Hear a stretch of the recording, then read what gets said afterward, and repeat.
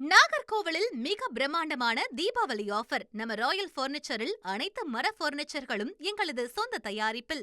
தீபாவளிக்காக சிறப்பு ரயில் இயக்கத்திற்கான முன்பதிவு தொடங்கியிருக்கிறது.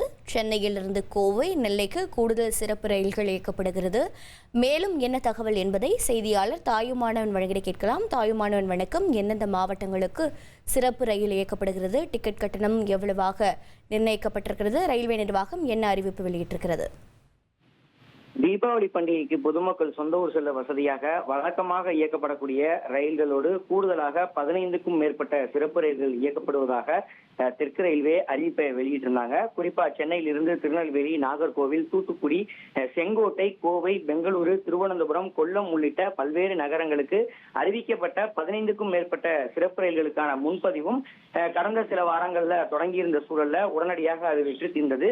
இதனிடையே கூடுதலாக 5 சிறப்பு ரயில்களை இயக்குவது குறித்து தெற்கு ரயில்வே பரிசீலித்து வந்தது.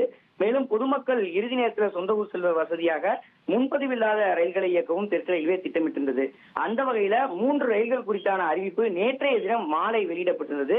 17 மற்றும் 18 ஆகிய தேதிகள்ல சென்னையில் இருந்து கோவை போத்தனூருக்கும், அதே போல் மறுமார்க்கத்துல 18 மற்றும் 21 ஆகிய தேதிகள்ல சென்னைக்கு 2 சிறப்பு ரயில்களும் இந்த வழித்தடத்தில் இயக்கப்படுவதாக அறிவிப்பு வெளியிடப்பட்டது. இதே போல தாம்பரம், கன்னியாகுமரி இடையே 16 மற்றும் 18 ஆகிய தேதிகளிலும், மறுமார்க்கத்துல செங்கல்பட்டு வரை வருகின்ற 17ஆம் தேதியும் சிறப்பு ரயில் என்பது தீபாவளியொட்டி இயக்கப்படுவதாக நேற்றைய தினம் அறிவிப்பானது வெளியிடப்பட்டது. இதற்கான முன்பதிவு இன்று காலை 8 மணிக்கு துவங்கும் என தெரிவிக்கப்பட்டிருந்த ஒரு சூழல கோவை மற்றும் தென் மாவட்ட செல்லக்கூடிய பெருவாரியான மக்கள் அந்த டிக்கெட் முன்பதிவு செய்வதற்கு ஆர்வத்தை காட்டி வராங்க. தொடர்ந்து பல ரயில்கள்ல அந்த டிக்கெட் முன்பதிவு என்பது நிறைவடையக்கூடிய ஒரு சூழல் இருப்பதாக தகவல்கள் வெளியாகி இருக்கிறது. இதே போல் வழக்கமான ரயில்களுக்கு நாளைய தினம் பயணம் மேற்கொள்ள திட்டமிட்டிருப்பவர்கள் தட்கல் டிக்கெட் முன்பதிவு செய்வதற்கான வாய்ப்புகளுக்காக காத்திருக்கக்கூடிய காட்சிகளை பார்க்க முடியுது.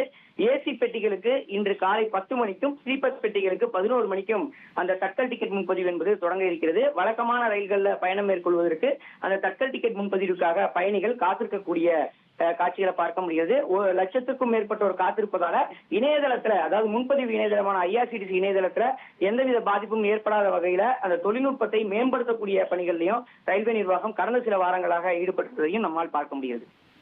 உங்களுடைய தகவல்களுக்கு நன்றி தாயுமானவன். நாகர்கோவிலில் மிக பிரம்மாண்டமான தீபாவளி ஆஃபர். நம்ம ராயல் பர்னிச்சரில் அனைத்து மர பர்னிச்சர்களும் எங்களது சொந்த தயாரிப்பில்.